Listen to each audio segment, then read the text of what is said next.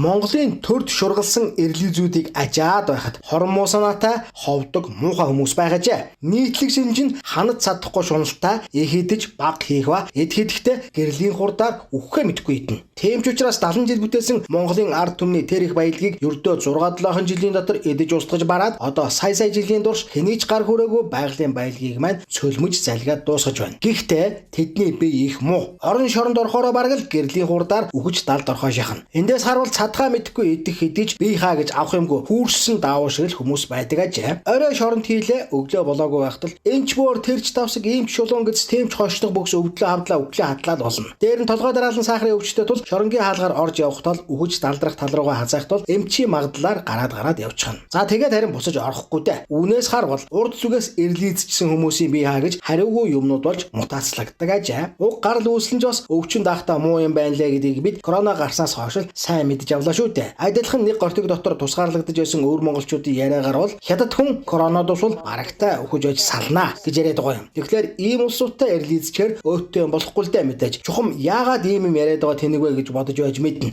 Учрыг тайлбарлая. Монгол азарганы сэлдий буюу одоо хүнээр бол одоо бэлэг эрхтнийг нь унтуулж агаад гаргаж ирж агаад тайрж байгаа дундуур нь хэрэгж байгаа. За энэ хэрэгж байгаа үйл хэрэг нь юу хэлж байгаа юм бэ гэхээр цэвэр цусны буюу эрлий азаргыг оруулж ирж байгаа хүмүүс цэвэр азаргаараа үр төлөөр нь одоо мөнгө хийж байгаа. Мөнгө хийгээд нэг цэвэр азарганда 40-50 гүүг хураалгаж 40-50 гүүнд одоо хээл авахулж байгаа.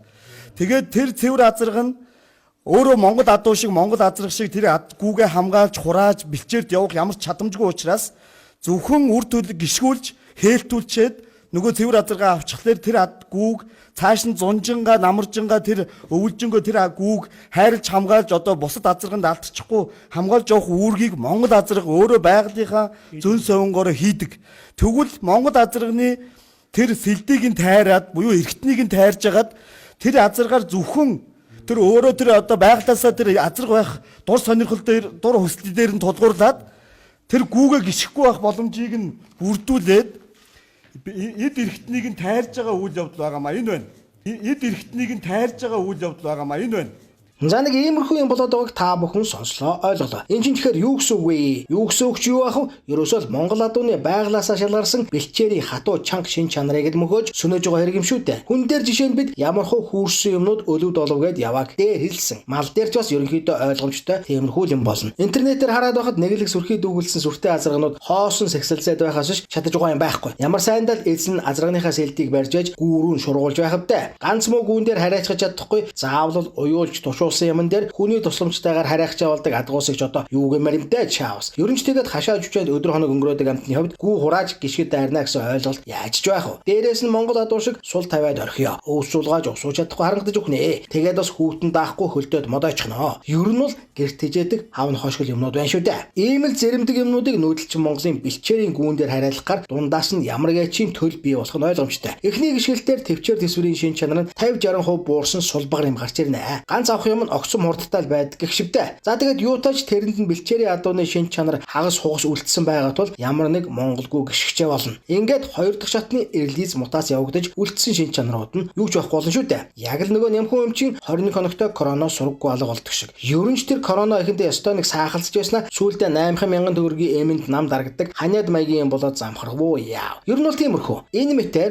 2 дугаар шатны эрлизээс 3 дугаар шат руу буурах тусам улам бүрэл хогийн юм гарна шүү дээ. Коронавигоор зүүрлэх юм бол омикронор хуул юм болох нь байна. За тэгээд нөгөө омикрон шиг нялцгар юмныхаа сэлдийг нь гараараа барьж байгаад бас нэг юм дээр хараалгана болоогүй. Ингээд тэндээс гарсан үр төлөв нь омикроносоо 7 өдөр юм болж мутацлагдаад гарч ирнэ. Гүү байна хараач чадахгүй. Бэлчээр байна зулгаж чадахгүй. Тийм л нэг эрэмдэг юм болж хувирндөө. Шулуухан хэлэхэд өөрөө хоолоо олоод ичиж чадахгүй. Хүнээр хоолоо бэлдүүлдэг. Тэр бүхэл өөрөө гүүгээ гიშгэд үрчиж чадахгүй. Тийм малаар бид юу яах юм? Монгол мал эзнээ тэжээдэг атал Монгол малчин малаа тэжээгээд өөрөө өлсдөг болчихвол жинхэнэ сүрэл гэдэг чинь энэ л байна. Нүүдэлчин монголчууд бид өлсөж үзээгүй. Нүүдэлчин Монголд өлсгөл нүүрлэж байгаагүй гол гогцоо хамаг нууцсан тэдний хоол унд болох мал сүрэг нь ямар ч зардал гаргахгүйгээр өөрсдөө холоо олж идээд хээр хөдөө хонож өнжөөд болоод явчихдаг явдал юм шүү дээ. Шууд утгаараа. Бусад үндэсний мал гэж эзнийхээ гарыг харсан юмнууд ферм дотор буудаа тэжээл зөөлгөө зогсож байдаг шүү дээ. Тийм ч учраас гапи зоосны зардал гаргадаггүй хэрнээ цааг үргэлж ашгаа өгч байдаг мал нь өөрсдөө зөнгөөрөө өсөж үржээд өөрсдөө хүний гар харалгүйгээр нэгэн дээрээ харааж хээлтүүлээд тоо толгой нь өсөөд яваад байдаг учраас л монголчууд бид хизээж өсөж цангаж үзээгүй юм. Үүнд л нүүдэлчний гол шин чанар ялагдшгүй дийлдэшгүй байхын утга учир Оросоор ирсэн, Оросоор байгаа. Гэтэл харин одоо бид цаашдаа өөрсдөө малгай тижээх болж байна уу? Юу болж байна? Дээрээс нь омикрон шиг нялцаасан эрлиз малч нь ядчил хүйтэн даахгүй тул парта байшинд бөмбөгнүүлж паалтантай жорлонд баалгах юм уу яах юм? Тэр өлзий тороолын жүжээнүүдийг нэг өнгийгээд харчихгүй юу? Нар тоссон том шилэн сонхтой, салхисээр орохгүй хаалгуудтай, газраар нь өтөг хөржин дэвсэд дулаалсан юмнуудад л амьдардаг юм шүү дээ. Эсин гэж нэг феодал сая төгрөгөөр тижэл мжэл эм тарай худалдаж аваал. Тийм мал гэж ер нь тэр бомтандаа л хэрэг болохоос ш та бидэнд ямар ч хэрэггүй. Ингэж л нүүдэлчин Монголын бэлчээрийн адаг баг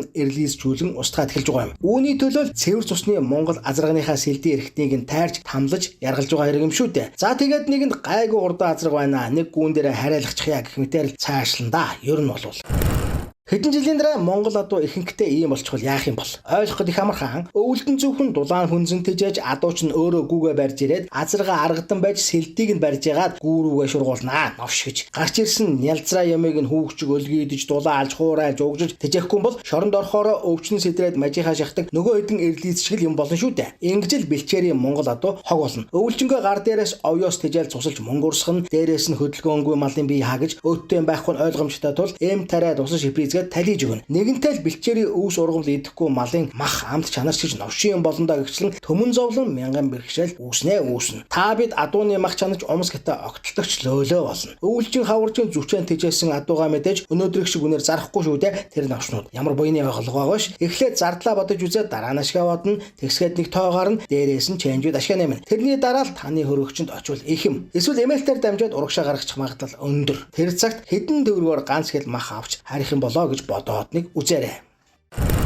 За тэгээд унлаг ачлага бол мэдээж бүр баяртай. Цаашхыг нь өөртөө төсөөлөөд үз. 13 дугаар зууны Чингисийн байлдан дагуулалт, ялалт амжилтын цорын ганц аврал нь Монгол морил байсан юм шүү дээ. Өвөлзүн ямар ч нөхцөлд өөрөө цас авчаад хоолоо олоод ичдэг жижигхэн хэрнээ чадaltaй, ядардаггүй, халуун талгаж хүүтэнд байрдаггүй, тэсвэр төвчээртэй унаатай байсан учраас л Чингисийн монголчууд хуурай газрын талыг эзэлж чадсан юм. Гэтэл одоо тэрэл сайхан цэвэр цусны адуу руу маань дайраад эхэлж байна. Цаашдаа өгөр хон яма тэмээр үчин дайрхал бах. Лав хонь хөрөл үчин дайраад эхэлсэн. Хэдхэн жилийн дараа элжиг унчихсан баахан балан юмнууд Монгол наадам гэж яриад явах юм уу яах юм?